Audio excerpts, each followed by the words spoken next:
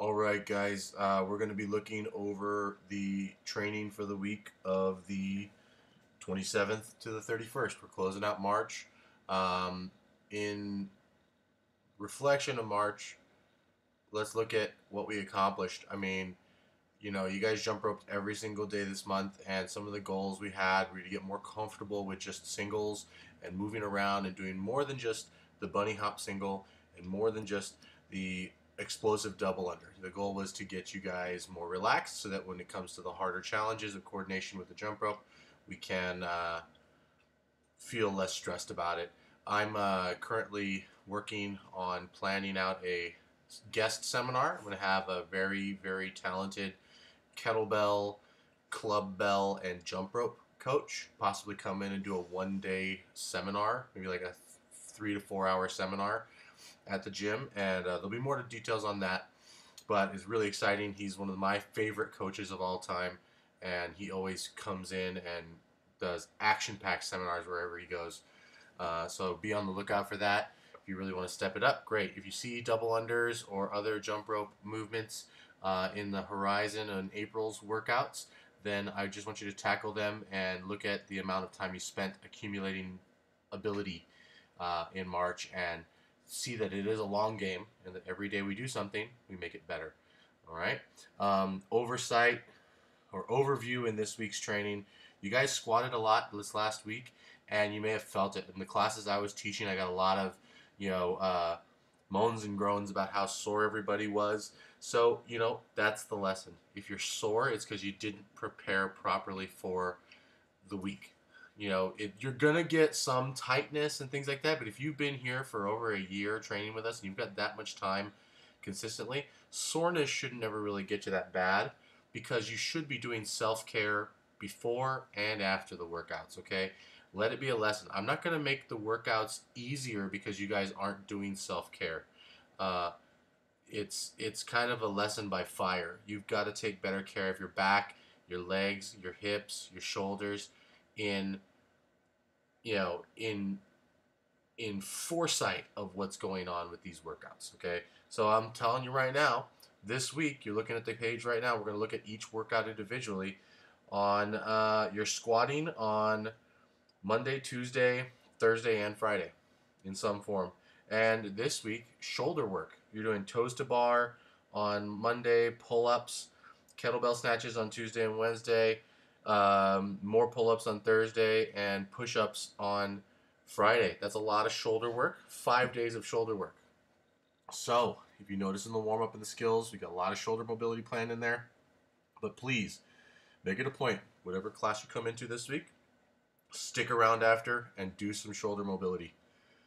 Take care of yourself so you'll have a great week of progress and not feeling like you're totally beat to a pulp at the end of the week, okay? Let's make a good thing. If you have questions about that, come to the coaches. All right, Monday's workout, we're going to be doing some front squats, upping the percentage a little bit from last week, 82.5% of your 1 rep max. Try to keep the rest intervals shorter between these reps, between these sets. That's what makes it intense.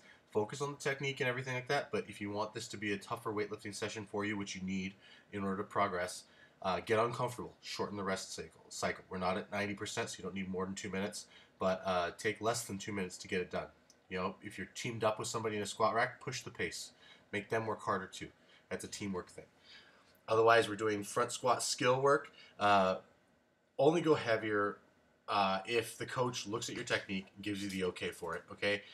Front squats are not about leg strength. That's not the limiting factor. The limiting factor is torso mobility, shoulder mobility, and ankle mobility. So you got to get those things in check before we go heavier on it. Otherwise, you just set yourself up to be a really good, bad front squatter. So take your time. Make sure every one of those reps is perfect. And when the coach sees it, they'll tell you to go heavier. I've instructed the coaches to be strict on that. After that, we have an engine workout. 7 rounds for time. There's a 14-minute cap on it. 7 deadlifts. They're heavy deadlifts, toes to bar, and box jump overs. If you're doing the primal movements, it's 4 deadlifts, 4 V-ups, and 7 burpees. This is one of those medium pace workouts where if you go too fast at the door, you're not going to have a good time for rounds 5, 6, and 7. If this was a 4-round workout, it could be one of those high-intensity blast-off workouts where you just feel it afterwards. But you're going to be looking at going like 80% on this. The goal should be that every one of those deadlifts look beautiful. 7 touch-and-go deadlifts at 100 kilos is tough. I would break it up into 4 and 3.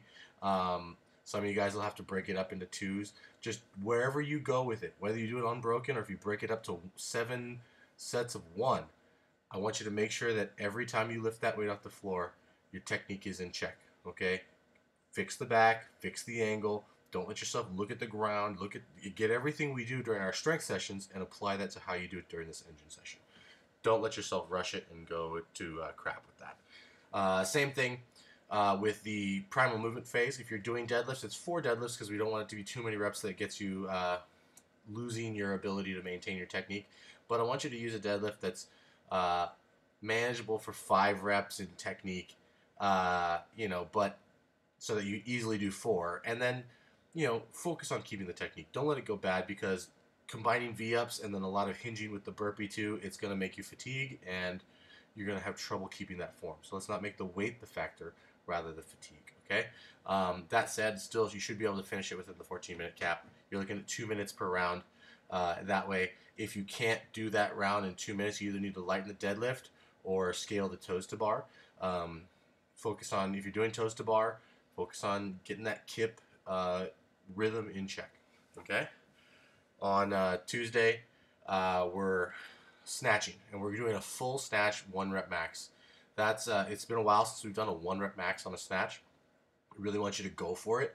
If you have an old PR, try to best it by a kilo, okay? But I want you to also focus on making sure that you get a technical PR too.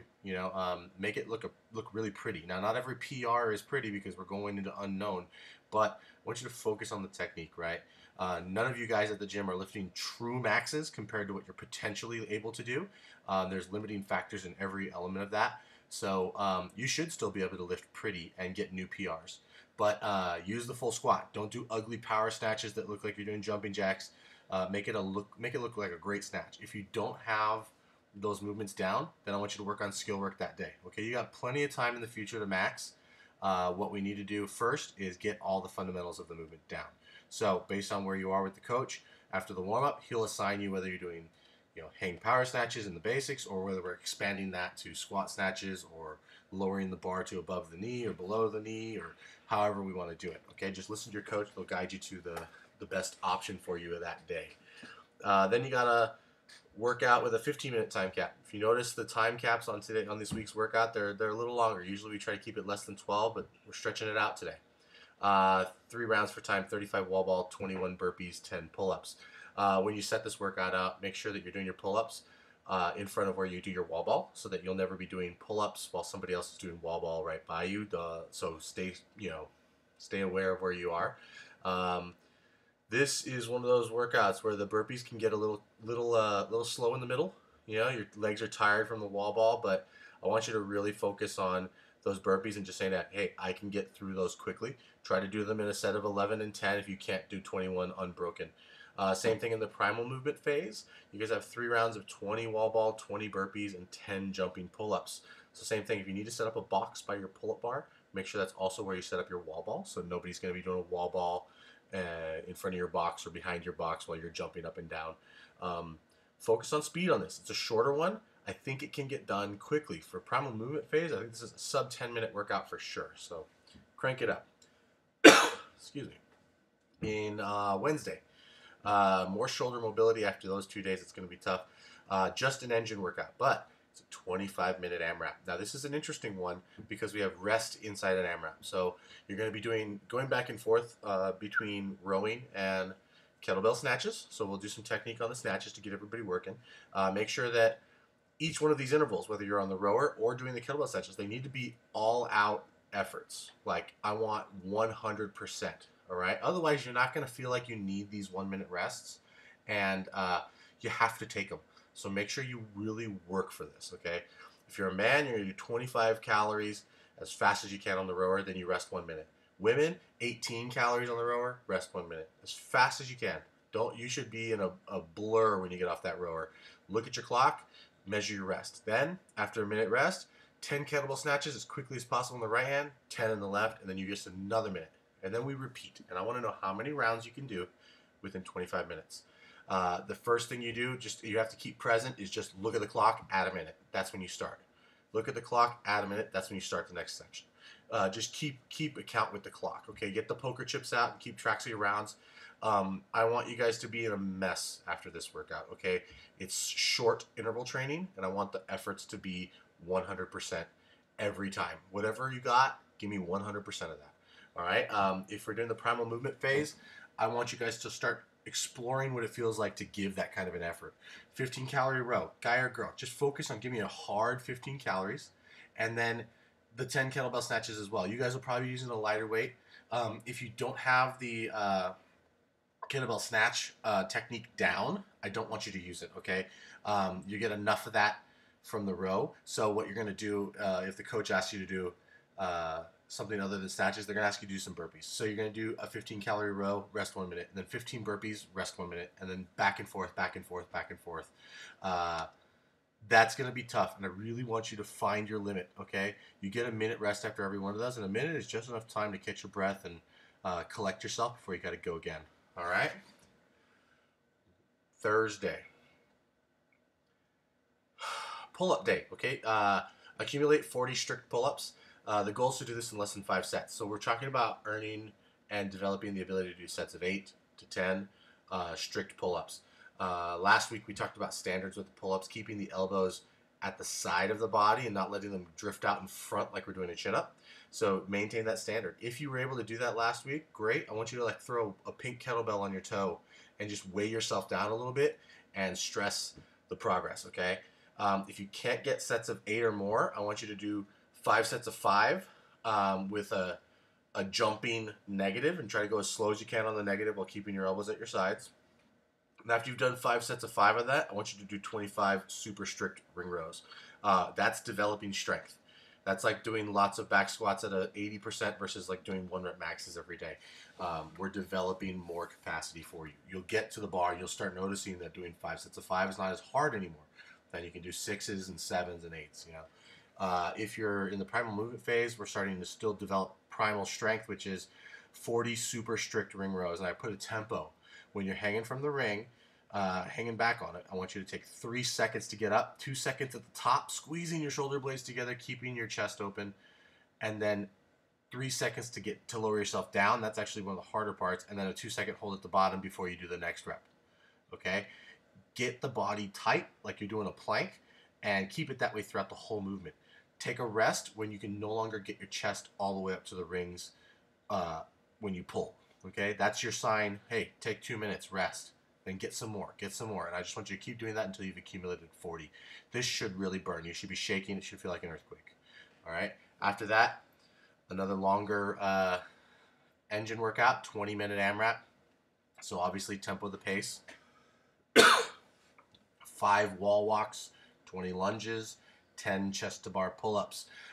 This can get pretty spicy on the legs, so take some time afterwards to do some self-care on the quads and hips so you have strength for tomorrow's workout or Friday's workout. If you're doing the primal movement phase, it's a 16-minute AMRAP, a little shorter. You're going to do 2 wall walks, still doing 20 lunges, and then you're going to do 10 Russian kettlebell swings instead of the jumping chest to bar pull-ups, just because you're not going to be ready for more when you already just accumulated 40 strict ring rows. But use a kettlebell weight that's a little bit more challenging for you. Your back should be nice and fresh, and kind of go for it. Let's see what kind of work we can get done. Again, self-care on the legs after this, because lunges tend to be a little bit more potent than squats with making us sore. Friday, overhead squat work. If you don't have an overhead squat 1 rep max, then you can use a equation based off your 1 rep max back squat. 55% of your back squat should be your 1 rep max overhead squat. From there, use 85% of that potential overhead squat max. So put a little example there how the math gets done. Primal movement, you're either working on overhead squat technique because you haven't done it very much. Go for it. You know, work on the position, stay active during it. You should always be pressing up against the bar. All the points of performance, the coaches will help you with that. And then if you can't do an overhead squat because, you know, you lack the mobility, That's okay. We're still working towards that. We've done this before in the past. You're going to do 5 sets of back squats, 5 back squats at 60% of your current max. Then with another bar, you're going to do 5 SOTS presses. Now, if you did SOTS presses with sitting on the bench before, great. I want you to try to do it in the squat this time. So sit in front of the bench, drop all the way down to that squat, and press the barbell overhead. If you need some place in the middle, use the smaller box so that it's a little shorter than the bench, but not quite the bottom of your squat, but really start working that stretch. These are the progressive steps to getting you a better overhead position, and you have to have them before we can let you go heavy. It's just safe, okay? So really make a point of doing those movements well. Okay, after that, again, 18-minute time cap, longer workouts this week, 4 rounds for time, 15 front rack barbell lunges, 15 hand release push-ups, and a 400-meter run. I always say this when we have workouts of this kind of structure, don't sandbag the run, okay? It's a lot of lunges, but you know what? Don't let it affect the run, okay? Just get out there and move. Primal movement phase, 25 kettlebell swings. Again, use a heavier kettlebell weight than you've been using last week in the warm-ups and workouts. 15 hand release push-ups and a 400-meter run. You got 18 minutes to do this, and I think it can be done, okay? Again, really push it this week. If you have questions about mobility and what to do to keep your body fresh throughout the week, feel free to pull me aside, shoot me a text message. You know, we want you to make this training progressive, but we don't want you to kill you. And we want you to feel great when you leave, not like you've been too beat up. So if on Thursdays and Fridays you're coming in and you're feeling a little too busted, then that means there's something not adding up and we need to make some adjustments. So please always feel free to contact me and ask me questions. I'm glad to help. And keep an eye out. We're going to make an announcement this week. I've drafted up a skeleton program for the programming between now and the beginning of the 2018 CrossFit Open. So if you're interested in that, I'm going to post it on the private Facebook group here. It'll be like a poster skeleton. We'll probably hang it up in the gym somewhere as well, so you guys can have an idea of the agenda. Okay. Have a great week of training, and thanks for giving me a great March. You guys really kicked butt on the open workouts and had fun doing it. We'll have fun again next year. Hopefully more people will progress or participate, and everybody will progress. So, yeah, have a great week, guys. I'm available if you need me.